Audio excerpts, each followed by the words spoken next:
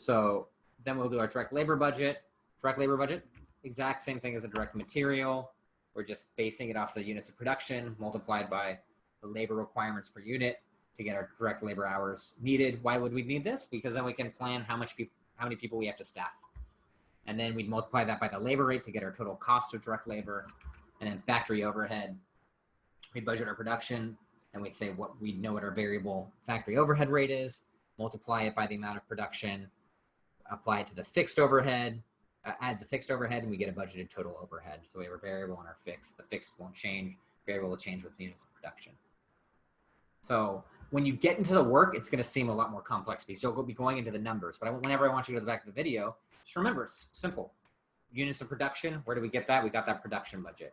You're going to, everything you'll be given, all of these variables you'll be given, you'll just have to do the math and determine where to pull the information from. So if you made a production budget, you need to pull the budget information from the production budget. If you have the production budget and you want to know where your sales are, the budgeted sales, go to your sales budget. If you want to know where your beginning inventory is, look at the previous month. So just make sure you're just jumping through the information like that. And then you can ultimately determine your product cost per unit by making all these budgets, and you can project into the future. So for budgeting purposes, we can determine TSC assumes it will normally produce 3,000 units of product every quarter, yielding a fixed overhead rate of $1.50 per unit. And all the other product costs are variable. And so we can go and we found based off this that half a pound of materials makes 1 unit per 20 pounds of material. We found that from our material budget, half a pound, $20. So that's $10. Our direct labor, let's go to our direct labor budget. It's going to take us 0.25 hours to make. $12 an hour, so that's 3. Variable overhead, we saw was $2.50. And then our fixed overhead is $1.50. And then all that together is our $17. So we know our total product cost per unit, or estimated cost per unit. And from that, we can make a cost of sales budget, where we can just say budgeted sales units. We know that whatever that number would be, multiplied by the product cost per unit, we can estimate our cost of goods sold at a GAAP level, right? This isn't the variable costing statements anymore.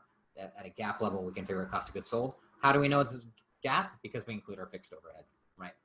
GAAP includes fixed overhead. The variable costing doesn't. The cost of sales. Selling expense budget. So the previous budgets, what we just covered, going to be the hardest part. The hardest part. Everything else is easy. The selling expense budget is just, they'll say, hey, this is how much commissions we pay. Here's our monthly salary for our sales manager. And so let's figure out our total budget. And so budgeted sales is 60,000. We have 10% commission. So we're just going to pay 10% of the 60,000 in commission. And then we have our $2,000 fixed cost. So we just know our variable costs and our fixed costs, and then we can estimate our total selling expenses. I can add more variables here. I could add, what if we added a marketing manager and we had $3,000 a month? Or what if we added 10 cents in advertising per unit sold? We can add all these kind of variables. But again, the math will never be too complex. It'll just be organizing it. Okay, if we had a marketing manager we added, just add $3,000 a month to each of the buckets. Right. General and administrative bucket. So this may be for the accounting team. And so has a general and administrative for salaries of $54,000 a year or $4,500 a month. That's it. It's just a fixed amount. General and administrative, you wouldn't expect a lot of variable amounts because they're going to be your salaried managers, your accountants, your lawyers, people like that. And so if you want to figure out the quarterly amount, you can just sum the total. And then your capital expenditures budget that's what we're investing, right? This is our investing budget. And so it shows the dollar amounts of estimates to be spent to purchase additional plant assets. And so we're saying here, we don't